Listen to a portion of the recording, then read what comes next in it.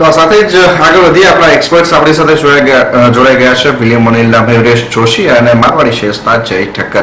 સ્વાગત છે આપ બંનેનું સીએનબીસી બજારમાં. અને મયુરેશ, આજે આ મહત્વનો મુદ્દો પહેલા આપની સાથે જ ચર્ચા કરવામાં રહેશે કે જે પ્રમાણે અત્યારે બેન્કર્સ તરફથી વ્યૂ બની રહ્યા છે કે રિસ્ટ્રક્ચરિંગ જો નહીં થઈ શકે લોનના, અત્યારે મોરેટોરિયમ આપવામાં આવે છે પણ રિસ્ટ્રક્ચરિંગ નહીં થઈ શકે તો બેંકના એનપીએસ વધતા દેખાશે. પણ એની સાથે સાથે એક મોટું પાસું એ પણ છે કે આ ક્વાર્ટર જે આપણે ફર્સ્ટ નાણાકીય વર્ષનો આ પ્રથમ ક્વાર્ટર જોઈશું અને એના પછીના બીજા ત્રિમાસિકમાં પણ જોઈશું, તો આ બંને ત્રિમાસિકની અંદર એકચ્યુઅલી જે મોરેટોરિયમ છે એ બુક જ દેખાશે. એટલે આપણને જે બેંકના એનપીએસ થયા છે અથવા તો જ્યાં એનપીએસ થવાના છે એવા એકાઉન્ટ છે એની પણ વિગત બેંક પાસેથી નહીં મળે. તો આ બંને પાસા જે છે એને લઈને બજાર આજે આપણને આટલું નેગેટિવ રિએક્શન આપતું દેખાઈ રહ્યું છે. आफ्टरनून विक्रमભાઈ, એબ્સોલ્યુટલી. અને મારા હિસાબે આઈ થિંક જે પહેલા પણ પગલા લીધેલા કે આના કે આઈ થિંક જે એક ઇમ્પ્લાઇડ ઇફેક્ટ આવશે બેંક્સના બેલેન્સ શીટ ઉપર, I think that is a very uncertain feature અને માર્કેટ્સને અનસર્ટનિટી ગમતી નથી. બીજી વસ્તુ તમે જોઈ લો કે આઈ થિંક જે મોરેટોરિયમ્સ બેંક્સને અનાઉન્સ કર્યા હતા till the end of Q4, almost 28-30% large banks have already announced moratoriums. Now with the extensions coming through, મારા હિસાબે આઈ થિંક જેટલી પણ હજી વધારે ઓપ્ટ આઉટ થઈ શકશે for additional moratoriums, I think there can be additional provisioning that might be required related to all these aspects. ત્રીજી વસ્તુ I think once the recovery comes, અને I think it's an if but scenario આજની તારીખમાં, કેવી રીતે demand પાછું આવશે, કેવી રીતે cash flows for the end user industries, if that does not improve, અને જેવી રીતે આઈ થિંક ઇન્ટરેસ્ટ રીપેમેન્ટ્સ માં આઈ થિંક એક સહુલિયત આપી છે આરબીઆઈ ને, I think the interest recognition itself is going to take time. તો બેઉ પાસાઓ છે. આઈ થિંક જે ટોપ લાઇન ઉપર છે I think advances growth is going to remain soft. બીજી વસ્તુ I think in terms of interest recognition itself, I think that is going to get delayed, deferred or probably recognized as bad assets. We don't know this over the next few quarters. ત્રીજી વસ્તુ I think provisioning I think વધશે in a very significant manner. અને જેવી રીતે પ્રદીપભાઈ પણ કહેતા હતા, આઈ think જે MCLR ના એડજસ્ટમેન્ટ્સ આવશે, deposit rates will go down and so will the lending rates. So NIMs will probably get maintained. However, I think the deposit ની growth થશે, which is extremely essential banking industry માટે to have that low deposit base, and that therefore protects their spreads and margins. If that starts coming off, ક્યાં ના ક્યાં I think all round એક earning set આવશે banking અને NBFC, which is the financial universe as well, because NBFCs are far more dependent borrowing ઉપર. Yes, windows ખોલ્યા છે I think with the finance minister also opening windows for unrated paper, below AAA rated paper to actually get swap for credit lines. પણ કેટલી sustainability અને viability રહેશે in terms of running these businesses over the next 3 to 4 quarters, I think that is where the street is fearful about. એટલા માટે I think જે તમે reactions જોતા હતા banks ઉપર, financial space ઉપર over the last few days, I think those concerns are getting accentuated at this point of time. So absolutely I think Vikram, જે તમે કહેતા હતા, I think that is probably getting played out on that entire sector. સાચી વાત છે. તો બેંક્સમાં તમે જો ખાસો એક કડાકો બોલાવ્યો છે, પણ જે ખાસ કરીને આરબીઆઈ ગવર્નરની પ્રેસ કોન્ફરન્સમાં સામે ખાસ કરીને ખુલીને આવ્યું હતું ગ્રોથનું ગાઈડન્સ. તમે જો જે રીતે અત્યારે કોઈ જીડીપીના ઝીરો નેગેટિવમાં જતો રહેશે મયુરેશજી, આપણે જોયું એમણે જે કીધું, પણ ડિમાન્ડ અત્યારે બિલકુલ નહીં રહે એવા જે સંકેત મળી રહ્યા છે. એ બદલે મેટલમાં ખાસું કન્સોલિડેશન આવ્યું છે. તમે કોઈ રિલેટ કરીને જોયો છો અને મેટલ પાર્ટ પર શું કરું? So I think જે બે ઇમ્પોર્ટન્ટ ટેકઅવેઝ હતા, આઈ થિંક પહેલી વસ્તુ તમે નિશાજી રાઇટફુલી કીધું, આઈ થિંક જે જીડીપી નો એક નેગેટિવ ટ્રેન્ડમાં ગવર્નર સાહેબે કીધું કે FY21 માટે રહેશે, and after that there might be a recovery for the economy as a whole on a micro scale. I think that is what the markets have taken with a pinch of salt. બીજી વસ્તુ આઈ think જે inflation ટ્રેજેક્ટરીને લઈને uncertainty છે, I think that is also what is probably disturbing the markets at this point of time. પણ I think જે મેટલ્સનો પાસું છે, I think it largely depends in terms of demand supply, and again I think in terms of the China demand supply scenario in general અને western અને developed countries માં I think કેવી રીતે I think absorption થાય આ supply નું.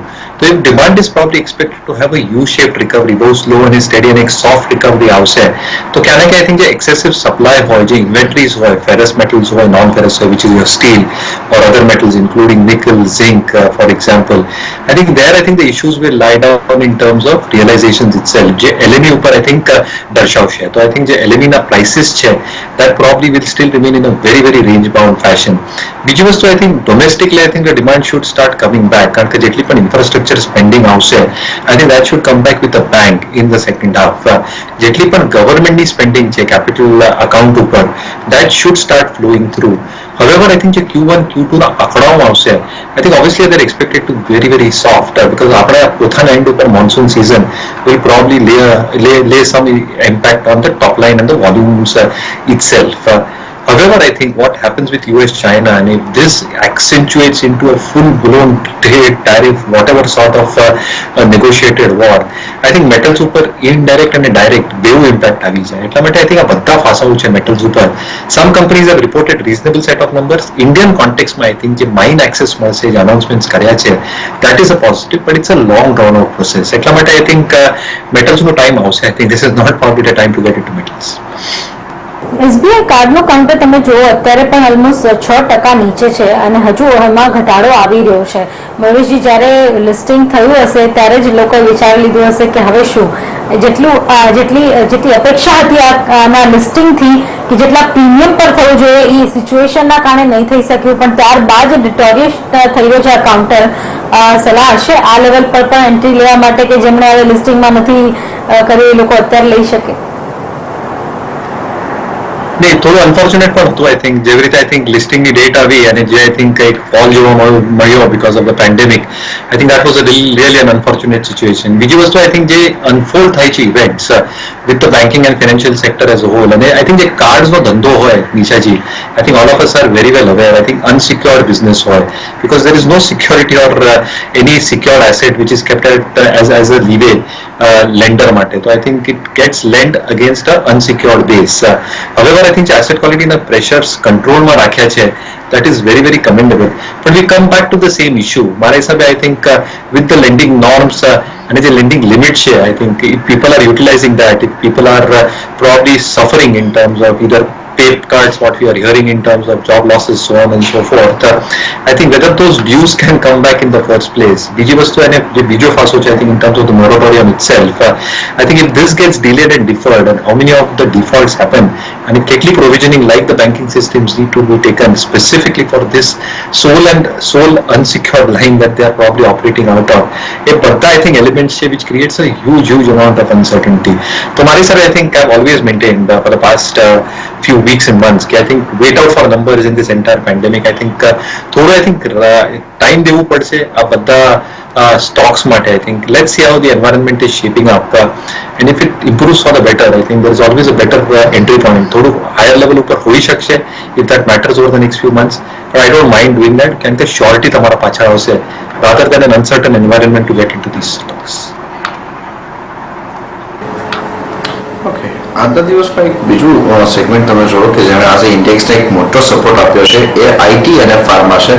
આઈટીના front ઉપરથી ઇન્ફોસિસમાંથી lead આવતી દેખાઈ રહી છે અને ફાર્માના ફ્રન્ટ ઉપરથી જોયો તો તમને સિપ્લામાંથી લીડ આવતી દેખાઈ રહી છે.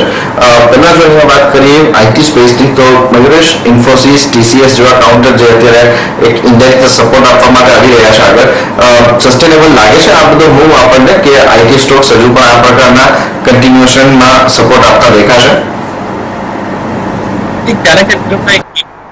play થઈ જાય તો I think IT, pharma to a certain extent, consumer staples which probably gets bifurcated into FMCG, we typically become defensive sectors. હવે જેવી રીતે numbers આવ્યા છે બધા companies ના I think more or less in line with estimations, જે expected હતું in terms of lockdown and થોડું receivable positions probably getting delayed or deferred. I think that is very well understood. પણ I think જે services line માં છે અને આજની તારીખમાં I think જેવી રીતે I think એક digital contribution એક top line પર એક pie છે, I think that is significantly increased for a lot of IT companies. Surprising effect શું છે કે I think mid cap IT companies have delivered better set of numbers and again જે commentaries આપ્યા છે mid cap IT companies ને I think are relatively far better કારણ કે I think જે ticket sizes હોય mid cap IT companies માટે between $1 million to $5 million, ત્યાં I think the discretionary spending does not get deferred or delayed rather than those large ticket spendings of 100 million or and above. તો ક્યાં ને ક્યાં I think જે order books છે I think જેવી રીતે execution expected છે જે on site ઉપર થોડી I think તકલીફ થશે, but I think through offshore operations and IT itself I think when a lot of people have been hearing. I think the work from home culture છે and how they are managing to get work delivered. I think to a certain extent I think numbers ની stability કદાચ રહેશે. એક જ caveat હોય sector માટે I think US presidential election નો જે year હોય that becomes a very very uncertain year for IT companies કારણ કે જે ઘણા બધા US based companies હોય BFSI સેક્ટરમાં હોય મેન્યુફેક્ચરિંગમાં હોય રિટેલમાં હોય along with the pandemic that we are facing in terms of whether you spend more on certain elements, I think that takes a back seat. But हमारे साथ I think this time it's going to be a little bit different. And I think with innovations expected to come through digital solutions, but I think there are companies foray करसे.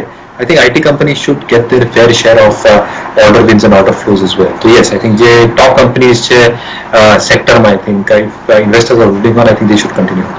Okay તો ઘણા આભાર અદિતિ આ સમગ્ર વિગત માટે. તો ખાસ કરીને બાટા અને ડીમાર્ટ પાસેથી જે એક્સપેક્ટેશન દેખાઈ રહી છે છેલ્લા 10 દિવસનું એમના ઓવરઓલ સેલ્સની અંદર ઇમ્પેક્ટ આવતી દેખાશે. વધારાની ઇમ્પેક્ટ જે છે તે આપણને એકચ્યુઅલી જે ફર્સ્ટ ક્વાર્ટર આવશે એમાં આવતી દેખાશે કારણ કે એમાં આપણને ઓલમોસ્ટ 3 મહિનામાંથી 2 મહિના જે લોકડાઉન છે એની ઇમ્પેક્ટ આવતી દેખાશે.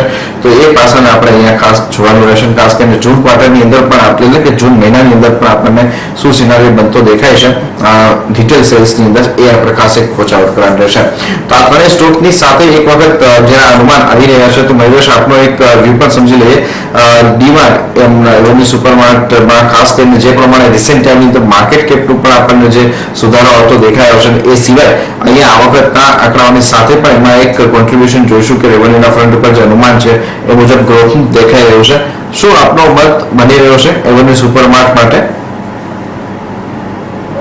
આખી પેન્ડેમિકમાં જેવી રીતે અદિતિ રાઇટફુલી કહેતી હતી આઈ થિંક જે ગ્રોસરી પાર્ટ હતું એવન્યુ સુપરમાર્ટનું અને the grocery part in terms of top line contribution is almost 55 to 58% તો ક્યાં ને ક્યાં આઈ થિંક ટોપ લાઇન અને EBIT contribution of almost 60-65% should very well get protected in a scenario where most of industries have got affected in terms of sales growth. બીજી વસ્તુ I think in terms of the impact as I said for the apparel and other parts of their businesses as well, I think થોડું impact definitely આવશે Q1 માં પણ ક્યાં ને ક્યાં I think જે નંબર છે they should relatively stand out. બીજી વસ્તુ I think in terms of what the management commentary is, stores કેવી રીતે expand કરશે going forward, digitally deliveries, contactless deliveries, is that going to be the new norm over the next few months? તો કેવી રીતે that process will happen અને એ કેવી રીતે margins ઉપર આવી શકશે I think એ જાણવા માટે બહુ જરૂરી રહેશે. Overall I think relatively better place. The valuations has always been an argument Vikram by DMart માટે I think whether you should hold this, whether you should buy more, whether you should sell it off. મારા હિસાબે I think qualitative franchisee છે જે investors પાસે છે they should continue holding the stock. ત્યારે bank Nifty slightly recover થયું છે 476 point તમને જોવા મળશે. અહીંયા અત્યારે ઘટાડો જોવા મળ્યો છે જે 500 હતો ત્યાંથી હવે થોડીક સ્લાઇટ રિકવરી છે. નિફ્ટી પણ તમે જો 9000 પર ટકવામાં સફળ રહ્યું છે.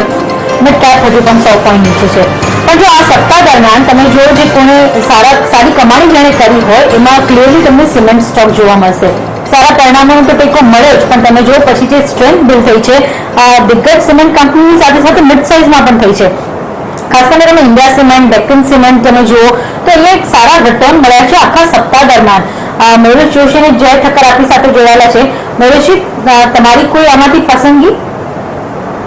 એબ્સોલ્યુટલી મોમેન્ટમ સાથે છે નીચે જેવી રીતે નંબર્સ આવ્યા છે જે આંકડાઓ છે I think have been very very impressive.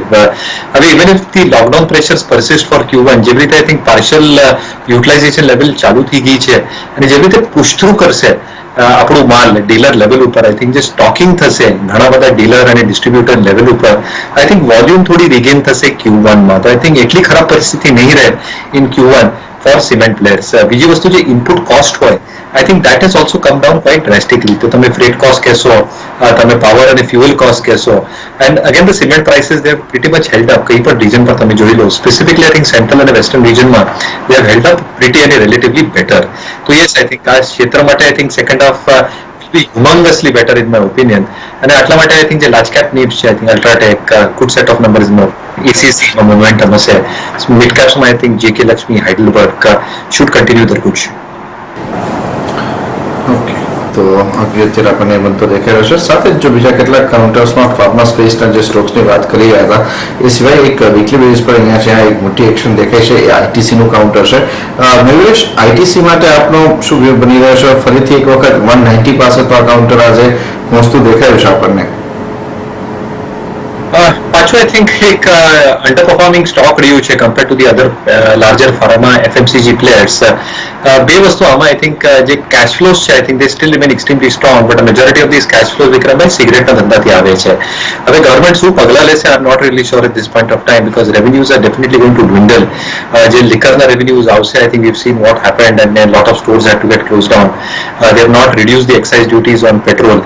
So can I think the sin taxes are a huge support to the government coffers at this point of time. Any increase in terms of duties, demand inelastic હોય definitely yes, but I think the top line ઉપર growth હોય that probably does not come through. જે બીજો ધંધાઓ હોય ITC માટે I think the other FMCG businesses is probably holding up pretty well, but hotels અને I think જે agri trading નો business હશે there again I think there might be some elements in terms of issues related to the operating level. So can I think qualitative company છે, no two ways about it. I think dividend yield પણ સારી આપે છે, but I think from a price momentum perspective એક range bound trade જ રહેશે. So I think જે investors પાસે હોય definitely they should hold on, but from a fresh buying perspective I think I'll still wait it out because of all these factors. અને મયુરેશ, ખાસ કરીને જઈએ જે વાત કીધી એ કન્સર્ન આજે લગભગ બધા જ એનાલિસ્ટ તરફથી આવતો દેખાયો છે કે લોન આપવા માટેની તો વાત ત્યારે આવશે જ્યારે આપણને ફરીથી લોન માટેની ડિમાન્ડ આવતી દેખાશે, પણ કન્સન્સિસ જે અત્યારે બનતા દેખાઈ રહ્યા છે કે જેમને લોન લીધેલી છે એમના તરફથી રીપેમેન્ટના શેડ્યુલ કેવી રીતના થતા હશે, રિટેલ લોનની સાથે સાથે એઝ વેલ એઝ કોર્પોરેટ લોનના ફ્રન્ટ ઉપર પણ આ કન્સન્સિસ એક સારા બનતા દેખાય છે. સાથે જ એનું કેલ્ક્યુલેશન માટેની પણ જે સમય મર્યાદા છે એ પણ હવે ખાસ એવી એમના માટે એક કુશળવાળી બની ચૂકી છે. આપ કેવી રીતે જોવો છો, ખાસ કરીને NBFCs ના ફ્રન્ટ ઉપર આને લઈને પિક્ચર વધારે એક આપણને અત્યારે કન્ફ્યુઝિંગ તો છે પણ વધારે કન્ફ્યુઝિંગ બનતું દેખાશે? Absolutely વિક્રમભાઈ, અને ક્યાં કે I think જે પણ I think જે વિન્ડોઝ ઓપન થઈ છે I think જે special Windows from RBI for example 50,000 crores ની I think જે ડિસબર્સમેન્ટ નું આપણે વાત સાંભળતા હતા 25,000 to the better rated ones, 25,000 to the non rated ones, જે ગવર્મેન્ટ વાત કરતી હતી in terms of buying back of unrated paper, bond paper, municipal paper as well. તો ક્યાં કે I think એ પર્સપેક્ટિવ્સ બધી છે in terms of providing credit lines, credit limits to a lot of these NBFCs, housing finance companies. તો કેવી રીતે ડિસ્બર્સ કરશે, કારણ કે I think જે ક્રેડિટ અપ્રેઝલ પ્રોસેસ હશે four NBFCs I think that's going to be very very critical અંડરરાઇટિંગ ના હિસાબે. બીજી વસ્તુ I think જે રીતે જય કહેતો તો I think લોન લેવા વાળા તો બહુ ઘણા બધા છે માર્કેટમાં, but I think what will come through in terms of the filtration process, કારણ કે અલ્ટિમેટલી I think જે એસેટ ક્વોલિટીના પ્રેશર લેન્ડરના બેલેન્સ શીટ ઉપર આવવાના છે, even if it probably comes after a delayed quarter or two. તો NIMs, asset liability mismatch, એ બધા પાસાઓ I think are extremely critical. So I think the better rated NBFCs who can actually wither this storm in terms of asset liability mismatches, કેટલા I think bond repayment પાછું આવશે, CCs પાછું આવશે, CPs repayment માંથી પાછું આવશે in the next few months or quarters. I think that can cause some amount of upheaval balance sheet perspective. એટલા માટે હું કહેતો હતો I think banks હોય, financials હોય, NBFCs હોય, housing finance companies હોય, I think they will face some of sort of an issue. કેટલું impact છે Q1 Q2 માં I think the numbers will tell the story. એટલા માટે I think be a little bit cautious in this space. I think time આવશે જે રીતે હું કહેતો હતો. I think there will be better time to invest in these stocks.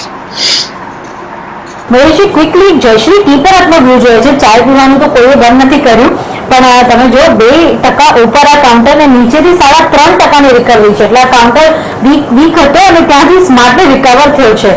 Jayshree, Yeah, absolutely. Momentum રહી શકશે. I think two broad basic reasons. I think જે key prices હોય I think they might probably see an uptake. કારણ કે જેવી રીતે I think demand supply ના dynamics છે, જે પ્રોડક્શન ના આંકડાઓ છે, not just for the Indian numbers. I think જે foreign ના પણ નંબર છે, Kenyan production, Sri Lankan production, that is on the lower side. એટલા માટે I think tea prices shall inch up. બીજી વસ્તુ I think supply constraints ના માટે ક્યાંક I think you'll probably assume I think there will be shortage. એટલા માટે I think that shortage impact will also get played out in terms of CTC teas, unbranded teas, branded teas as well. So can I think yes, એક momentum plays definitely રહેશે with Jayashree Tea and other tea companies as well.